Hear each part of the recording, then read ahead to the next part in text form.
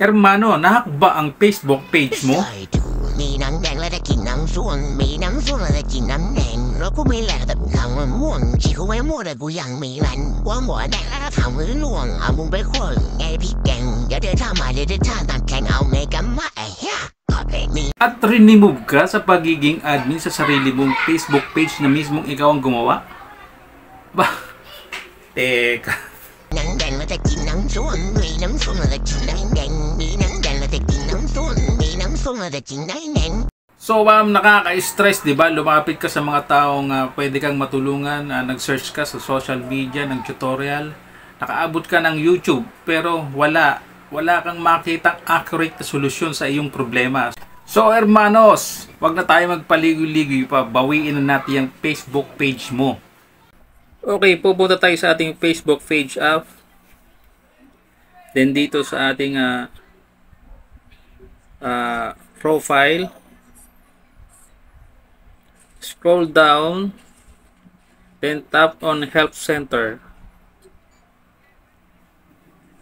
Help Center. As dito tayo sa pages. Then ang isi-search natin dito sa search tab is I think my Facebook. I think my page, my Facebook page is hacked. Then start natin yung search engine. Hanapin natin dito yung I think my Facebook page was hacked and or taken by someone else. So ito, i-click natin to siya.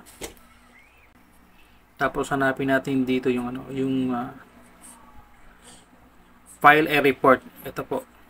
Yan yung ano na yan, yung file a report na yan. File tayo ng report.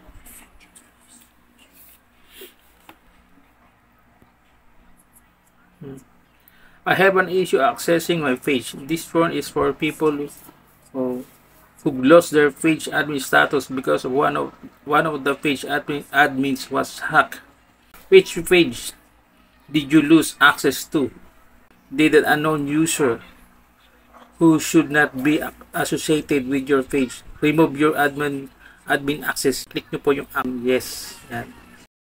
Hermanos, pagkatapos nyo pong ma-save yung file a report na yan, ang next step niyan, meron kayong pipilapan. Konti lang naman, konting impormasyon lang naman tungkol sa inyo. At pagkatapos niyan, ito naman nakasunod niyan. Yan po, ganyan. Ganyan naman magiging next step niya. The following page already under review. Please see your support inbox for updates. Yan po. Ganyan lang po kasimple. Ganyan lang po kadali bumawi. Kung paano, ganyan lang po kasimple para bawiin yung ating Facebook page na nahack. So ang gagawin po dito ni Meta, after 3 days po, kung anong oras po kayo nag-report, ganong oras nyo din po mababawi yung inyong Facebook page. At siya nga pala, hermanos, bago sumapit ang ikatlong araw, bago maibalik ni Meta sa atin yung Facebook page na nahack, ay kailangan nating baguhin yung password sa ating personal account. Gayon din sa email na nakalink doon sa ating Facebook page. At dito sa ating business settings, kinakailangan nating mag-leave. Ito, kung makikita nyo, ayun siya. Ito yung in-approve ko na advertising account. Na pag-aari ng hacker. Ito sila. Ito yung mga hacker na. Ayun sila. Sila na yung naging business manager admins dito. At ito naman yung sinasabi ko na kinakailangan natin mag-leave dito. Dito sa ating business info, yan. My info, yan. Yan yung email. Yan yung email ng nakalink doon sa ating Facebook page, yan. Mr. Paul Freeman. Siya yung creator ng page na to. So, yan. Kailangan nating i-click yan, yung leave na yan. Mag-leave tayo dyan para ma-detect ni Meta na wala ka na talaga dito. Hindi ka na involved dito sa page mo. After 3 days, pagka na-detecto ni Meta na wala ka na dito, hindi ka na involved dito sa page mo, is automatic yun. Itong mga nasa ibaba na to, itong mga full control na to, yan, itong mga admin na to, maglalaho to. So after 3 days, i-check nyo yung yung email nyo. Yan. Yan, ganito yung message sa akin ni Meta dito sa aking email. I have an issue accessing my page. So ito yung reply ni Meta after 3 days. So February 24 na hack yung ating Facebook page. So 25, 26, 27.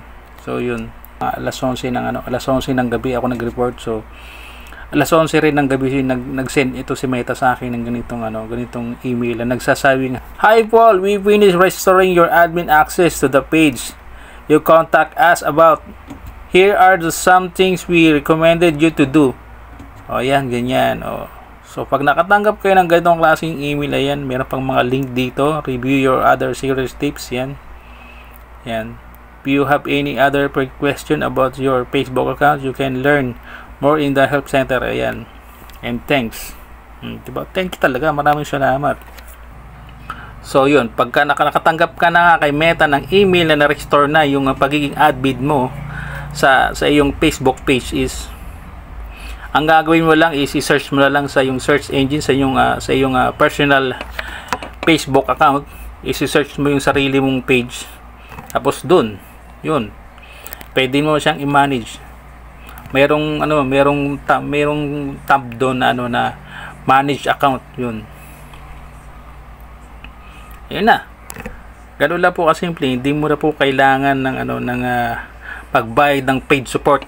Kaya po abangan nyo po itong aking next content dito naman sa taong to. Yan yung tao na yan na naniningil ng ng 10,000 to 15,000 para lang tulungan kanya na mabawi yung Facebook page mo. So hanggang dito lang po tayo, hermano. Sana'y nakatulong itong ating experience sa mga nagsisimula pa lamang ng career dito sa social media katulad ko. At once again, wag po tayong magpapaubaya sa mga gatong klaseng gawain ng mga hacker. Wag po tayong pumayag, mag-search po tayo, i-self-educate natin ating sarili para patunayan natin sa mga hacker na ito na hindi po sila mananaig. Hindi po nila pwedeng gawin yan kahit kanino. At once again, kung nakaabot ka na po dito sa ating tulo ng ating videos, at shoutout nga po pala sa aking mga OFW na kapatid na sila Webster Ginoo, nakakaalis lamang nung last week. Diyan ngayon nakabase sa New Zealand, at dito sa aking kapatid na si Frederick Ginoo. Shout out. At once again, this is your boy Mr. Freeman saying, keep safe, ride safe, and see you to the next one. Bye-bye.